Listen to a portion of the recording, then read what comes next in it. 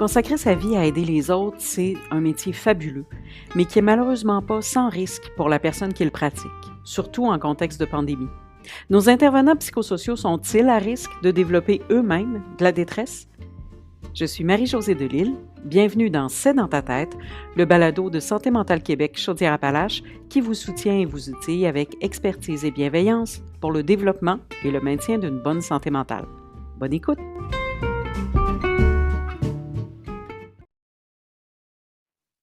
Sébastien Auger, merci beaucoup d'avoir accepté notre invitation à collaborer à ce balado C'est dans ta tête. Je veux d'ores et déjà aviser nos auditeurs qu'on va se tutoyer parce qu'on se connaît un petit peu. J'ai eu le bonheur de suivre un de tes cours. Sébastien est chargé de cours au Cégep de Victoriaville. Il offre également ses services en tant que conseiller clinique et organisationnel en santé mentale. Sa formation compte un diplôme d'études supérieures spécialisé en santé mentale, des études en travail social et en psychologie. Bonjour Sébastien. Bonjour. Sébastien, tu t'intéresses à la protection de l'intégrité psychologique des intervenants psychosociaux en contexte de relations d'aide et tu donnes notamment des formations sur la question. Avec la pandémie, on parle beaucoup de l'augmentation de la détresse psychologique chez plusieurs groupes de la population. Les demandes d'aide augmentent autant dans le réseau que dans le monde communautaire. On remarque que les cas sont aussi plus lourds, plus complexes. Ça met beaucoup de pression sur les épaules de nos intervenants. Est-ce qu'il faut s'inquiéter de leur santé mentale? Assurément, je crois que oui. Il y avait déjà une espèce d'épuisement même avant la pandémie, avant que tout ça arrive. Et puis, tout ce qu'on voit maintenant, là, c'est tous des facteurs qui viennent alourdir le poids. Et c'est sûr que c'est ressenti par autant les intervenants que les équipes, même au niveau des organisations. Les gens essayent de s'y adapter. C'est vraiment pas évident pour eux. Et oui, il faut se préoccuper de la santé mentale, même des intervenants en santé mentale. On a peur des fois, comme intervenant, de se faire dire cordonnier mal chaussé, hein, si on ne prend pas soin de soi. Est-ce qu'il y a une réticence chez les intervenants à reconnaître leur propre détresse puis à demander de l'aide? Oui, ben les intervenants en général, c'est pas les personnes qui vont demander de l'aide d'une façon assez automatique, là. C'est tendance à étirer l'élastique longtemps. Et puis, c'est des personnes assez résilientes qui vont dans le domaine de la relation d'aide. Et puis, cette résilience-là est à la fois une grande force, mais aussi cette résilience-là les amène à tolérer parfois l'intolérable, puis aller vraiment au-delà de leurs limites. Bien qu'on voit là, plusieurs types de signes ou symptômes là, de problèmes d'adaptation ou d'épuisement, là, mais ils savent bien utiliser toutes sortes de mille et un trucs pour composer avec ça, mais parfois, il faut sonner l'alarme.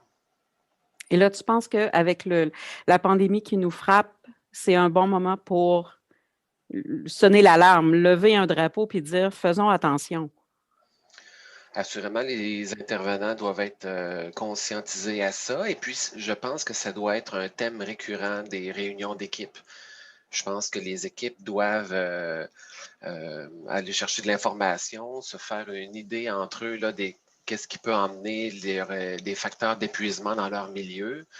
Et puis, ils peuvent même se doter ensemble soit d'un comité santé mentale ou encore d'un petit plan d'action pour assurer la sécurité psychologique de leur organisation.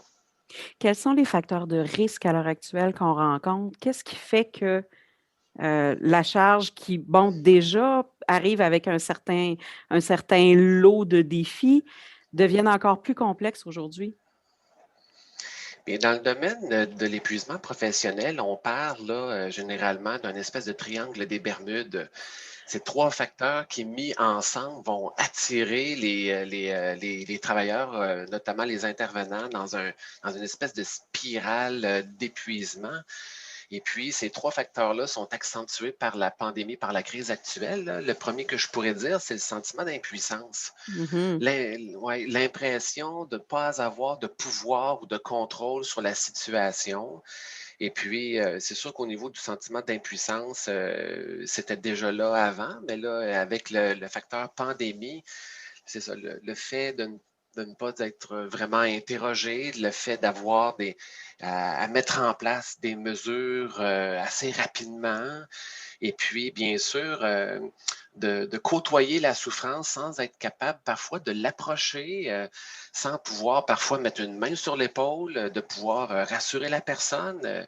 Juste cette proximité-là est moins possible, puis elle faisait si tant du bien avant. Donc, pour ce qui est du premier facteur, il y a le sentiment d'impuissance. Le deuxième, c'est le fait de percevoir une surcharge accrue.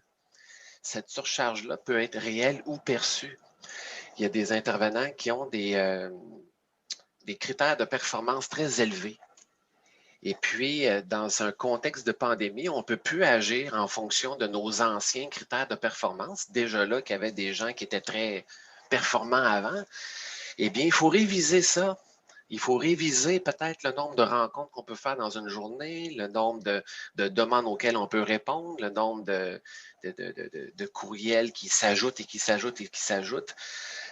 Donc, il faut revoir un peu d'une façon réaliste la surcharge et bien sûr, en tant que coordonnateur ou les directions des équipes doivent préciser leurs attentes réelles parce que des fois, les employés, les intervenants vont au-delà de ce qu'on peut s'attendre d'eux dans ce type de contexte-là.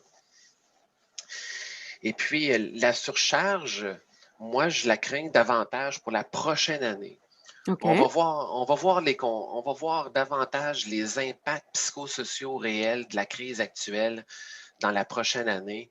Les situations de la détresse économique, aussi présentement des tensions dans les couples qui peuvent mener à plusieurs séparations et plusieurs divorces. Les gens sont mis à rude épreuve et puis Il y a une c'est ça, augmentation de la consommation aussi chez les gens. On oui. voit qu'il y a c'est ça, des stratégies d'adaptation qui sont plus ou moins fonctionnelles, qui sont essayées pour engourdir un bout de la détresse. Puis ça va sauter à un moment donné. Oui, pour le moment, ça reste des stratégies d'adaptation temporaires, mais c'est sûr que si ces stratégies-là se cristallisent dans le temps et perdurent au cours des prochains mois, de la prochaine année, là, ça sera plus juste ce que j'appelle, entre guillemets, de la vinothérapie, là, la thérapie par la coupe de vin du vendredi soir. Là, si ça, ça perdure, là, on pourrait laisser présager des problématiques de dépendance là, et qui pourraient amener différents types de difficultés. Donc, la surcharge, c'est sûr que là, le fait de s'adapter à des nouvelles méthodes, ça amène une surcharge, mais je pense qu'au niveau psychosocial, la surcharge, je ne veux pas être mon apôtre de malheur, mais je pense qu'elle s'en vient. Et puis, mon troisième facteur, ben, c'est d'avoir des ressources insuffisantes ou inadéquates pour bien faire son travail. Par exemple, en très peu de temps, il y a des organismes qui ont dû faire les adaptations pour pouvoir faire Du du télétravail oui, ou c'est ça, du télétravail, à distance. C'est pas tout le monde qui sont habiles avec les ordinateurs. Et puis, c'est ça. Donc, on demande de maîtriser des connaissances assez rapidement et puis d'avoir des fois des ressources. Et certains organismes communautaires ayant moins les moyens, mais à ce moment-là, ça devient des coûts, ça devient donc, c'est pas évident. Donc, ensemble, le sentiment d'impuissance, le fait de percevoir une surcharge et aussi le fait de manquer de ressources crée ce fameux triangle des Bermudes-là, comme je disais, qui va accélérer le sentiment d'épuisement des intervenants en général. quand tu parles de l'insuffisance des ressources, est-ce qu'on peut le voir aussi d'un point de vue de connaissances et de compétences? C'est-à-dire qu'on dit beaucoup que les cas s'alourdissent, les organismes se chicanent les ressources parce qu'on sait on est en pénurie de main-d'œuvre, on a de la misère à engager des ressources compétentes. Donc, est-ce qu'on peut mal utiliser les compétences d'un intervenant ou lui donner des cas qui sont trop lourds pour sa compétence et le mettre devant une situation de stress accru ou de danger accru là, dans une intervention pour laquelle il n'est pas compétent? On peut travailler, ben moi j'ai toujours eu une petite difficulté avec le terme de cas lourd, là. Oui, il y a un alourdissement des problématiques, puis on voit de la concomitance apparaître. Mais même si on travaille avec ce qu'on pourrait appeler entre guillemets un cas lourd, mais tout va dépendre de l'objectif qu'on va travailler avec la personne, tout dépendamment de qui je suis qui je suis comme intervenant, puis dans quelle mission je travaille, puis dans quel mandat. Je peux travailler avec une personne avec plusieurs problématiques assez lourdes. Cependant, ça se pourrait que je travaille dans un objectif qui respecte ma mission, qui respecte mon mandat, qui respecte les compétences que j'ai. Là, à ce moment-là, c'est pas de la faute au client qui est entre guillemets trop lourd. Et puis, c'est une réflexion qu'il faut avoir aussi parce que, comme organisme, surtout les organismes communautaires, on est interpellé par la souffrance et la détresse. On est dans la communauté, on voit les besoins, on ressent que la personne, elle a aussi telle chose, telle chose, telle chose, telle chose. Et ça peut nous emmener à aller au-delà de notre mandat. Et assurément, on ne doit pas devenir un expert en tout parce que sinon, il faudrait enligner les doctorats. Puis, je ne suis pas sûr que ce soit nécessairement ça la solution. Quoique les formations, ça l'aide. Je pense qu'il faut investir dans la formation des intervenants, mais à l'intérieur de leur mandat pour bien cibler les objectifs. Mhm. Comment, tu parlais tout à l'heure qu'une des façons de protéger les intervenants, c'était de leur permettre de faire des rencontres de suivi clinique ou de travailler ensemble, d'échanger sur certaines problématiques, puis de se nourrir les uns des autres, en fait.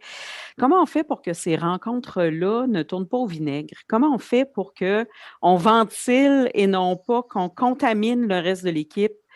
Parce qu'on se rend compte qu'il y a dans certaines équipes des gens qui sont peut-être plus fatigués, qui sont rendus plus loin, puis qui ils prennent une tournure un peu plus négative dans leur façon d'aborder, ce qui est contagieux autour d'eux. Oui, ben en fait, ça peut être un signe d'usure de compassion, où Mhm. est-ce qu'on peut voir des équipes se défouler un peu sur la clientèle ou sur certaines personnes un peu plus problématiques. C'est sûr que l'équipe peut être un lieu d'humour, de ce que j'appelle de la décontamination par l'humour. Et c'est sûr que là, il faut faire attention pour ne pas mépriser la personne. En fait, c'est ça le grand danger, là, c'est le mépris. On peut rire de situations qu'on a vécues. Et puis, comme dit le bonnet adage, vaut mieux en rire que d'en pleurer, là, ça c'est sûr. Cependant, tous les mots étiquettes, la surutilisation des diagnostics pour parler des personnes, c'est des signes qu'on est plus dans l'usure de compassion, puis on peut se contaminer à ce niveau-là. Les intervenants peuvent être emmenés à partager des sentiments d'impuissance, d'inquiétude à travers leur équipe. Mais à ce moment-là, on doit surtout viser le développement du pouvoir d'agir des intervenants. Là, oui, on a ventilé nos sentiments, mais après ça, comment je peux faire comme intervenant pour développer mon pouvoir dans cette situation-là? À l'intérieur de l'équipe, il y a du soutien qui peut être fait. Quoique ce n'est pas toujours aidant d'aborder des situations complexes dans des équipes au grand complet. Des fois, il faut cibler une personne de l'équipe qui va se retirer un peu plus avec l'intervenant, puis qui va l'aider à prendre conscience de ce qu'il vit dans son expérience et puis de développer des nouvelles stratégies. Là, des fois, quand il y a trop de monde qui s'en mêle, c'est pas nécessairement une bonne idée. Puis ça peut contaminer aussi des personnes avec qui ça va bien. Si j'entends mon collègue râler à longueur de journée contre une personne, ben, ça se pourrait que j'en arrive moi aussi à adopter des sentiments ou une méfiance ou par rapport à cette personne-là. Ça se peut que Ce ça serait, colore ta vision d'une situation ou d'une personne. oui, effectivement. D'où l'importance de cibler dans l'équipe qui fait ça. Ça peut être une supervision clinique à l'interne, de la coordination, ou des fois aller chercher aussi en externe un regard totalement neutre qui va aider la personne à dépoussiérer un peu ce qu'elle vit, puis voir quel genre de nouvelles habiletés elle peut développer dans cette relation-là. Si je suis intervenant aujourd'hui, quels sont les signes auxquels il faut que je fasse attention? Qu'est-ce que je dois surveiller qui peut s'immiscer tranquillement dans ma vie puis me faire juste prendre conscience? Parce que souvent, on dit que les intervenants sont très bons pour les reconnaître, ces signes-là, chez les autres, mais on a un petit peu de misère à retourner le miroir vers soi, des fois, puis à les reconnaître chez soi. Fait qu'un petit rappel des signes à surveiller, ce serait quoi? Le corps parle, donc c'est déjà un bon début. Puis l'intervenant, en général, n'est pas toujours à l'écoute de son corps, hein, beaucoup à l'écoute de ce qui se passe à l'extérieur d'elle, pas nécessairement beaucoup ce qui se passe à l'intérieur d'elle. Donc, c'est sûr que le corps parle au niveau la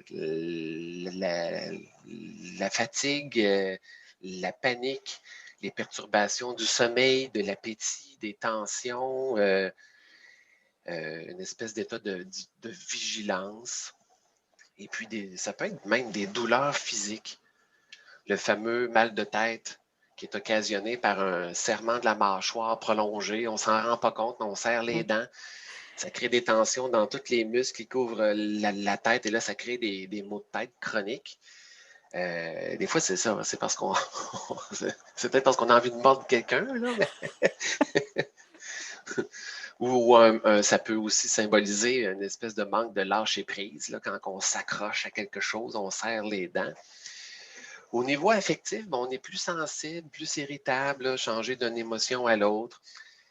On peut voir chez certains intervenants même une certaine dépressivité, la larme à l'œil un peu plus, une perte de plaisir en général, le sentiment de honte qui est très difficile à reconnaître et à exprimer. Le sentiment de honte qui est comme un petit peu la bête noire des intervenants de la relation d'aide en général. Cette honte-là peut être présente dans ce type de circonstances-là. L'ambivalence aussi. Les intervenants qui étaient autrefois un peu plus sûrs d'eux et que là, de la difficulté à prendre des décisions, même pour ce qui pourrait sembler des banalités. Ce qu'on peut voir aussi souvent, c'est des pertes de concentration et d'attention. N'ayez crainte, vous n'êtes pas en train de devenir TDAH, vraiment pas. Mais un intervenant épuisé peut avoir l'air, entre guillemets, d'un TDAH dans le sens plus irritable, oubli fréquent, se chercher dans ses mots, difficulté de se concentrer sur ce que la personne nous dit, on décroche après 2 minutes, et puis des fois un petit peu d'impulsivité. Ça peut être un signe aussi qui vient avec. N'allez pas vous ruer sur votre médecin pour avoir de la médication, des psychostimulants. Ça ne vous aidera vraiment pas, même au contraire. Les psychostimulants pourraient même augmenter votre anxiété Oh, et votre irritabilité. Donc, c'est peut-être pas c'est une un bonne cocktail idée. qu'on ne veut pas avoir, non. La difficulté avec la résolution de problèmes. Donc, au lieu de suivre des étapes de A, B, C, D pour en venir à une solution, bien, des fois, les intervenants deviennent un peu impatients puis passent tout de suite du point A au point D dans l'espèce De de façon frénésie. de... Oui, c'est ça, c'est qu'on agit trop vite. Il y a de l'absentéisme qu'on peut voir, mais un phénomène particulier qu'on voit chez les intervenants, c'est le présentéisme. Puis le présentéisme est aussi un signe de l'épuisement professionnel. Il y a des intervenants qui arrivent très tôt, qui sont plus capables de partir, que des rencontres individuelles qui sont supposées durer 50 minutes durent 2 heures. C'est très long, des courts rappels qui s'éternisent. Donc, ça peut être des signes aussi. Et bien sûr, des comportements inhabituels. Soyez sensible à votre chum ou votre blonde qui vous dit ah, il me semble depuis un certain temps, je te reconnais moins, je te reconnais plus. Il me semble qu'avant, tu étais toujours en blague. Aujourd'hui, tu chiales un peu plus souvent. Nos amis aussi qui sont bons pour nous remettre à l'ordre et puis nous dire les choses directement. Des fois, il faut les écouter.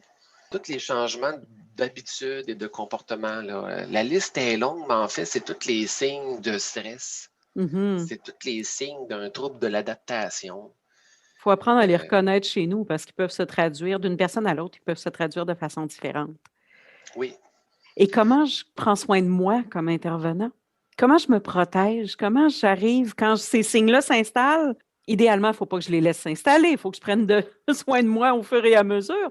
Mais si je me rends compte qu'ils s'installent, qu'est-ce que je fais? Écouter le signe, c'est déjà une bonne chose. Lui donner la parole. S'il est là, le signe n'est pas ton ennemi, là. Il vient, c'est un signe, c'est un messager. C'est là pour livrer un message. Il était une fois, je faisais un stage dans un centre de thérapie pour des personnes qui avaient des problèmes de dépendance. Et puis, à chaque fois que quelqu'un allait voir le bureau des intervenants pour leur demander une Tylenol parce qu'il y avait un mal de tête, les intervenants avaient le réflexe de leur demander: qu'est-ce qui est en train de te dire ton mal de tête? Réfléchis un peu à ça. Tu vas l'avoir, ta Tylenol, mais prends au moins le temps de donner la parole à ton mal de tête. Si ton mal de tête pouvait parler, qu'est-ce qu'il dirait? Peut-être qu'il dirait t'as fait trop de rencontres aujourd'hui, ou encore t'as pas mis tes limites à tel endroit, ou encore t'aurais dû t'affirmer lorsque, eh bien, de donner la parole aux signes est une chose, de discuter avec ses collègues aussi des signes qu'on perçoit chez soi, et ça, ce n'est pas se plaindre, Mhm. c'est pas se plaindre en soi. Assurément, ces signes-là nous invitent à prendre du temps pour soi. Et puis, dans le comment prendre soin de soi, ça va être très, très différent d'une personne à l'autre. Il existe des stratégies plus affectives. Appeler les gens, appeler des personnes que ça fait longtemps que vous n'avez pas parlé. Ça peut être l'écriture, ça peut être la poésie, ça peut être chanter dans votre douche, ça peut être n'importe quoi. Et puis, on n'est jamais trop certain d'un moyen avant de l'avoir expérimenté. Et puis, ça aussi, les intervenants sont bons là-dedans, la procrastination des choses qui pourraient leur faire du bien. Là. Attendez pas d'avoir le goût d'aller prendre une marche pour aller en prendre une. Ça n'arrivera pas, ça. Si vous y allez puis vous revenez, vous allez être content. Ça va vous faire du bien. Vous allez dire: hey, finalement, ça m'a fait du bien. Mais attendez pas que l'envie arrive, ça n'arrivera pas. Dans les organismes, on pourrait cibler des comités santé mentale qui ont justement cette espèce de petite fonction-là. Ça n'a pas besoin d'être bien long, là, un 15 minutes d'antenne au début ou à la fin de chaque réunion d'équipe, où est-ce qu'on demande cette semaine, qu'est-ce que vous avez fait, gang, pour prendre soin de vous? Et puis, dans la prochaine semaine, qu'est-ce que vous allez expérimenter? Qu'est-ce que vous allez essayer? Essayer au moins un nouveau truc pour nous dire l'autre semaine d'après comment que ça a été. Bon, si je m'engage à faire quelque chose, puis que l'autre semaine d'après, je vais voir mes collègues, puis je leur dis finalement, j'ai pas fait mon devoir. Mais là, c'est moi qui vis un peu avec cette pression-là. Mais entre nous, je pense qu'on peut se coacher, on peut se motiver, on peut aussi s'inspirer de ce que les autres font, de ce qu'ils essaient. Attendez pas d'avoir des super talents en dessin ou en peinture pour aller vous acheter une coupe de peau de gouache au Dollarama, puis de vous tremper les doigts dedans, puis de prendre une grande toile, puis de la beurrer comme il faut, puis au quitte après d'éloigner cette toile-là de votre vue après. On n'est pas obligé de l'accrocher sur le Pas, mur pas après, besoin de là. C'est le l'accrocher, là, mais processus qui fait du bien. oui.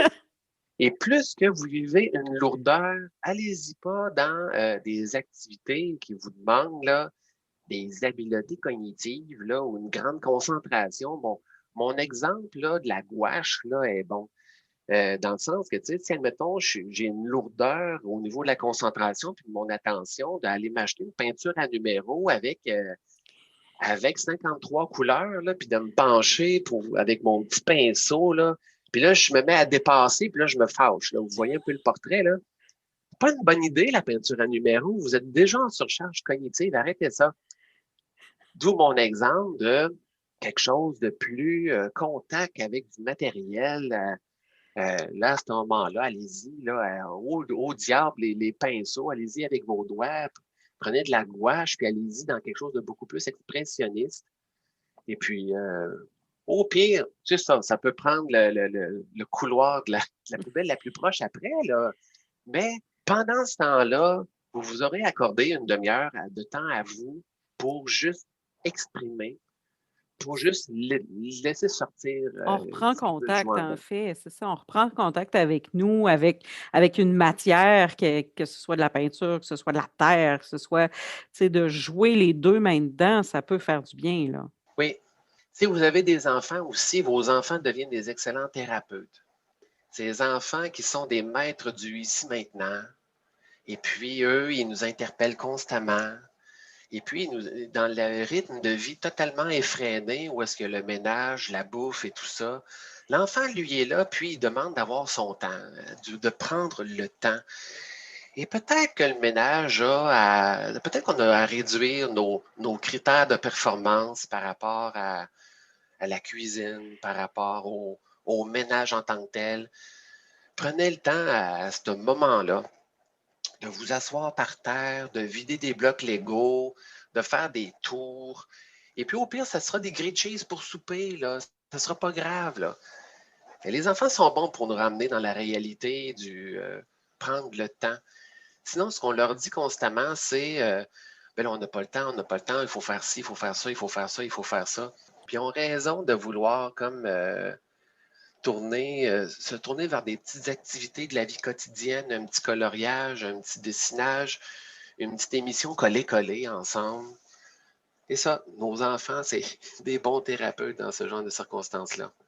Pourquoi pas juste couper puis essayer leur beat pendant un petit moment? Oui, effectivement. Et d'autant plus que vos enfants, plus qu'ils vous voient absent, parce que tu sais, on est présent, mais parfois absent, là. Un enfant qui voit son parent absorbé dans sa tête, non disponible, qu'est-ce qu'il va faire? Il va l'achaler encore plus. Il va, entre guillemets, attirer son attention. Et puis, des fois, quand que vous trouvez que vos enfants ils persistent un peu trop, là, c'est peut-être parce que vous n'êtes pas super là. Vous n'êtes pas entièrement dans le moment présent. Et encore une fois, je dirais peut-être qu'ils ont raison de vous déranger. Sébastien, Oui, merci infiniment d'avoir passé ce temps-là avec nous autres. Ça a été super apprécié. On va penser à ça, être attentif aux signes, être plus attentif aux petits triangles dont tu parlais au départ, là. Contrôle, surcharge, insuffisance de ressources. Essayer de voir comment on se situe dans tout ça, comment nous, ça nous affecte. Ben, merci infiniment de ton temps et de ta générosité. Ça a été très apprécié. ça m'a fait plaisir. À bientôt. À bientôt.